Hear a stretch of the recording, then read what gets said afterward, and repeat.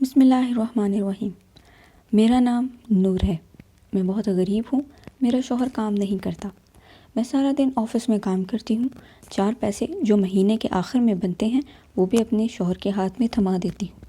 لیکن میرا شوہر نکارہ ہونے کے ساتھ ساتھ آوارہ، بدمعاش، اوباش اور لڑکیوں سے دوستی کرنا، یہاں تک کہ میری غیر موجودگی میں ان عورتوں کو گھر لانا عام سی بات تھی۔ راتوں کو عورتوں کو پاس جانا اور یہی اس کا معمول تھا۔ ایک دن جب میں آفس سے واپس آئی تو میں نے دیکھا کہ میرا شوہر، جس کا نام اویس ہے، ایک رات 2 لڑکیوں کو کمرے میں لیے بیٹھا تھا۔ میں ایک نیوز رپورٹر ہوں، خبر بناتی ہوں۔ جب میری تعلیم مکمل ہوئی تو میرے پاس کوئی بھی بہتر نوکری نہیں تھی، تو میں نے ایک دن اپنا فون اور ایک چھوٹا سا یوٹیوب چینل بنایا اور گلی گلی جا کر خبریں تلاش کرنے لگ جاتی۔ جہاں کہیں بھی کوئی بھی موقع ہوتا تو فوراً میں خبر بناتی اور اپنے یوٹیوب چینل جو میں نے بنایا ہوا تھا اس کے اوپر لگا دیتی۔ اس طرح میرا ایک مشغلہ بن چکا تھا۔ میں خود سے ایک نیوز رپورٹر بن سکتی ہوں۔ میں نے ایسا سوچ رکھا تھا، میں ایک اچھی اینکر بھی بن جاؤں گی۔ میں اپنے ماں باپ کی اکلوتی اولاد ہوں۔ میرے ماں باپ نے کسی بھی چیز کی پابندی نہیں لگائی تھی مجھے، لہٰذا مجھے جب کسی بھی چینل سے اچھی نوکری نہیں ملی تو میرا یہی ارادہ تھا کہ خود سے ایک اچھی رپورٹر بن جاؤں۔ ایک دن معمول کے مطابق صبح 9 بجے میں گھر سے نکلی، اپنا کیمرہ آن کیا اور ہاتھ میں مائک پکڑا اور میں چل پڑی۔ اچانک ایک دکاندار کے دکان کی چھت گر پڑی تو میں نے موقع کا فائدہ اٹھا لیا اور اس کی نیوز بنا دی۔ یوں اچانک ویڈیو بنا کے وہ میں نے اپنے چینل پہ لگا دی۔ تو جیسے میں نے دیکھا کہ چینل پہ لگاتے ہی 2 سے 4 دن کے اندر وہ ویڈیو وائرل ہو گئی ہے۔ ارد گرد کے محلے میں وہ ویڈیو نکلتی ہوئی پورے شہر میں اور یہاں تک کہ 2-4 بڑے شہروں میں بھی وہ خبر پھیل گئی۔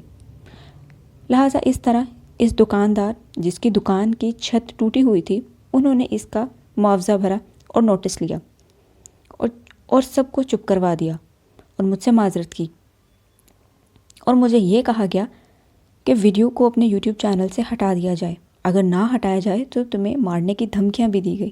لہٰذا میں نے کچھ حالات سے مجبور ہو کر وہ ویڈیو اپنے یوٹیوب چینل سے ہٹا دی گئی۔ پھر کافی دنوں کے بعد یہ معاملہ ایسا ہی رہا، لیکن وہ دکاندار جس کی چھت گری تھی، اس کا نام اویس تھا۔ اس موقع اور اس واقعے کے بعد خیر اویس کی ایک نئی دکان تو اس کو مل گئی اور اس نے میرا شکریہ ادا کیا، اور اس طرح میں اپنے روزمرہ کی زندگی میں مصروف ہو گئی۔ اور ویسے بھی 2 مہینوں کے بعد اچانک گلی سے گزرتے ہوئے اویس کے ساتھ میری ملاقات ہوئی۔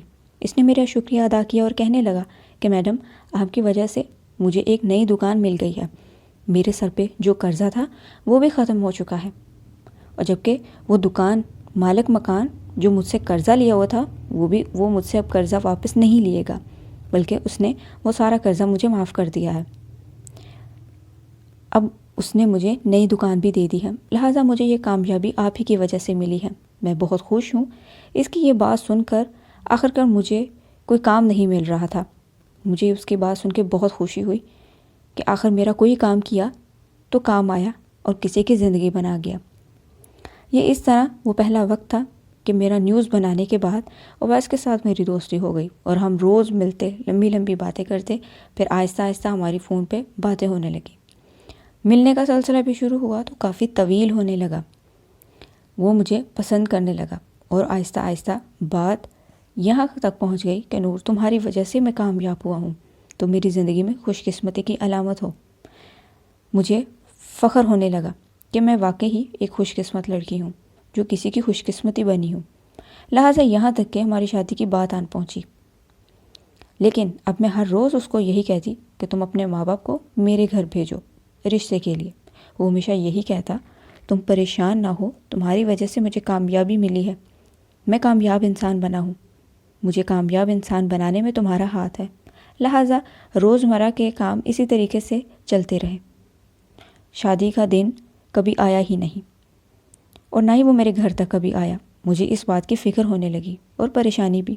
کبھی کبھی میں نارمل ہوتی، لیکن پھر کبھی لڑائی ہو جاتی، کبھی کبھی ناراضگی میں، کبھی کبھی باتوں میں ٹال مٹول دیتا، اور پھر یہی کہتا کہ نہیں تم غلط سمجھ رہی ہو، ایسا نہیں ہے، میں تمہیں نہیں چھوڑ سکتا، تم خوش قسمتی کی علامت ہو۔ یہ بات سن کے میں خوش اور خاموش ہو جاتی، یہاں تک کہ اب میرے گھر والے بھی مجھے شادی کے لیے زور دے رہے تھے۔ ایک دن اویس کے بارے میں نے اپنے ماں باپ کو صاف صاف بتا دیا کہ میں اویس سے محبت کرتی ہوں اور اسی کے ساتھ شادی کروں گی۔ یہ بات سن کر میرے ماں باپ بہت پریشان ہوئے کیونکہ میں ان کی اکلوتی بیٹی تھی، لیکن میرے ماں باپ نے کہا کہ نہیں، تمہارا رشتہ تو ماموں کے ہاں طے کر دیا گیا ہے، ماموں کا بیٹا ہے، اچھا ہے، تمہاری شادی ہوگی تو صرف اسی کے ساتھ ہوگی۔ لیکن میں نے اپنے ماں باپ کی ایک نہ سنی اور اپنے ماں باپ کو اویس کے لیے منا لیا۔ چند ہی مہینوں کے بعد میرا رشتہ طے پا گیا، ماموں کے بیٹے کے ساتھ نہیں بلکہ اویس کے ساتھ۔ میرے گھر والوں نے ماموں کو انکار کر چکے تھے، لیکن اب میرے ماں باپ کے ساتھ ان کا تعلق بھی خراب ہو چکا تھا اور ختم بھی ہو چکا تھا، لیکن میرے ماں باپ نے میری خوشی کی خاطر ہر قسم کا تعلق ختم کر دیا تھا۔ میرے ماں باپ مجھے اور اویس کے گھر والوں کے پاس بھیجیں گے اور بات ہوگی، لہذا اگلے ہی دن خوشی کے مارے میں اویس کے پاس گئی اور اس کو کہا کہ تم فوراً رشتہ بھیجو۔ اس نے کہا ٹھیک ہے، بھیج دیتا ہوں، لیکن دن گزرتے گئے اور اس کے گھر میں سے کوئی بھی شخص میرے گھر رشتہ لینے کے لیے نہیں آیا، یہاں تک کہ اب مجھے بہت غصہ آنا شروع ہو گیا۔ ہماری لڑائی بھی ہوئی، لیکن اویس ہمیشہ یہی بات ٹال مٹول کر دیتا کہ تم میرے لیے خوش قسمتی کی علامت ہو۔ ایک دن میں نے فیصلہ کیا کہ میں فوراً اویس کے گھر چلی جاؤں گی اور اس سے پوچھنے کے لیے کہ آخر یہ شخص سچ بول رہا ہے یا جھوٹ۔ اس کی بہنیں اور مائیں گھر پہ تھی، وہ اچھی تھی، میں ان کے ساتھ ملی اور باتوں ہی باتوں میں نے اس کی ماں سے پوچھا کہ آنٹی، کیا آپ اپنے بیٹے کا شادی نہیں کریں گی؟ کیا آپ نے کوئی لڑکی دیکھ رکھی ہے؟ تو اس کی ماں نے کہا نہیں بیٹا، جہاں وہ کہے گا وہیں اس کی شادی کریں گے۔ یہ سن کے میں خاموش ہو گئی اور اس کے گھر سے اٹھ کے واپس آ گئی۔ دل ہی دل میں بہت زیادہ پریشان تھی کہ یہ مجھے گھما رہا ہے، اس کا کوئی ارادہ نہیں ہے میرے ساتھ شادی کا۔ لہٰذا میرے ماں باپ کے اب میرے ماموں اور ان کے بیٹے کے ساتھ تعلق بھی ختم ہو چکے ہیں۔ مجھے بڑا افسوس ہو رہا تھا۔ خیر یہی باتیں میں نے جا کر ان سے کہی۔ میں نے کہا اپنا فیصلہ اور تمہارے گھر گئی تھی، اب تم اپنا فیصلہ دیکھ لو، تمہارے سامنے ہے کہ تم مجھ سے شادی کرنا نہیں چاہتے تھے۔ یہ باتیں سن کے وہ خاموش رہا۔ اس نے کہا تم صبر کرو، میری ایک جگہ ملازمت لگ جائے تو پھر میں تمہارے گھر رشتہ بھیج دوں گا۔ اور اس کے بعد اویس کی ملازمت مل گئی اور اس نے اپنے ماں باپ کو میرے گھر بھیجا اور اس طرح میرے گھر والے راضی ہو گئے۔ میں بھی خوش تھی، اویس اور اس کے گھر والے بھی کافی خوش تھے اور ایک ہفتے کے اندر شادی ہو گئی کیونکہ دونوں گھروں نے فوراً شادی کی حامی بھر لی تھی۔ شادی بہت دھوم دھام کے ساتھ ہوئی، لیکن شادی کے بعد اویس نے مجھے ذرا نہیں بلایا۔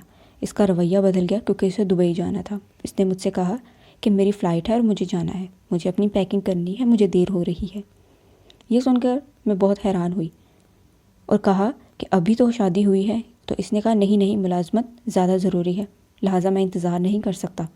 اویس نے فوراً اپنی پیکنگ کی اور دبئی کے لیے روانہ ہو گیا۔ اس بات سے مجھے بہت زیادہ صدمہ ہوا، یہاں تک کہ میرا بی پی تک ہائی ہو گیا۔ بہت ٹینشن ہوئی، بہت پریشانی ہوئی، کچھ سمجھ نہیں آ رہا تھا کہ ہو کیا رہا ہے، ایک دم سے سب کچھ گھوم چکا تھا۔ خیر یہی بات سن کر میں چکرا کے گر پڑی۔ اویس کے بھائیوں نے اور اس کی ماں اور بہنیں مجھے ہاسپٹل لے کے گئیں۔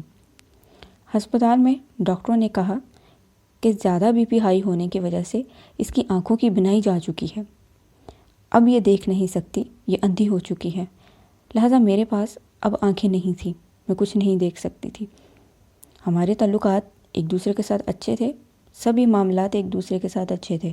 اس کے بعد ہماری فون پہ بات ہوتی، میرا فون حال چال پوچھنا، طبیعت خیریت پوچھنا، یہ روٹین کا حصہ تھا۔ لیکن اس کے بعد معاملہ 6 مہینے کے اندر، 2 مہینے کے اندر مجھے جب بھی خط آتا تو میری آنکھیں تو نہیں تھی تو مجھے نظر نہیں آتا تھا۔ اس کے گھر والے وہ مجھے خط پڑھ کر سناتے تھے اور بہت زیادہ روتے تھے۔ مجھے کچھ بھی سمجھ نہیں آ رہی تھی وہ کیوں روتے ہیں۔ جب مجھے پتہ چلا کہ وہ مجھے چھوڑ کے جا چکا ہے، یہ باتیں سن کر ایک جھٹکے میں گر پڑی کہ اس کا جھوٹ میرے سامنے آ گیا۔ لیکن اس کے جھوٹ کا میرے لیے یہ بڑا کرامت ثابت ہوا کہ ایک ہی جھٹکے کے بعد میری بینائی واپس آ گئی اور میں وہاں سے واپس آ گئی۔ افسانہ نگری کے سامعین کے لیے یہ تو تھی آج کی کہانی۔ اگر کہانی اچھی لگی ہو تو ویڈیو کو لائک کیجیے گا اور چینل کو سبسکرائب ضرور کیجیے گا۔ اللہ حافظ۔